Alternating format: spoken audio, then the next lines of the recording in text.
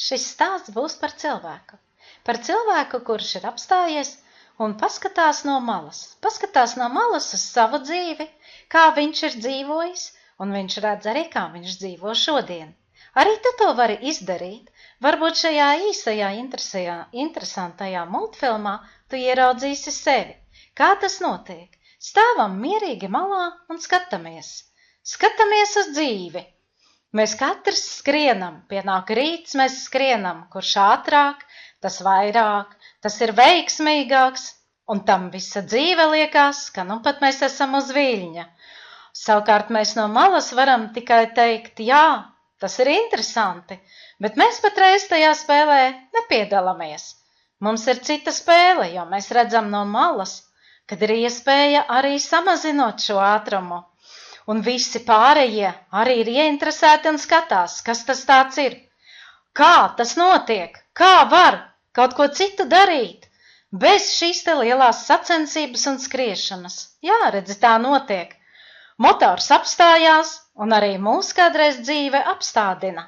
Apstādina un liek paskatīties no malas, kā citi mums aizskrien garām un ko mums darīt. Tad mums ir laiks pārdomām, jo mūsu benzīns ir beidzies. Un tad ir kā tajā dziesmā, es kā kājām gājējs pats pie sava auto tiec. Tagad pašam kājām gājējam vairs nekas nav, kā vairāk sēdēt un pārdomāt. Un te lūk, pienāk mums iespēja. Iespēja un jautā, ko tu sēdi? Te taču bija tik labi, nu skaidrs, tev visa dzīve ir apstājusies, nekas. Nāc, mēs tev parādīsim, kādā veidā mēs mierīgi pasmaļam iespēju ar spaini un kā mēs mierīgi uzpeldam sevi un dodamies šajā ceļā, arī ceļā interesantajā, kurā mēs pat varam būt veiksmīgāki par tiem, kuri strādā visu garu darba dienu. Uz priekšu mūsu ātrums ir daudz lielāks un interesantāks, piedzīvojumiem pilns.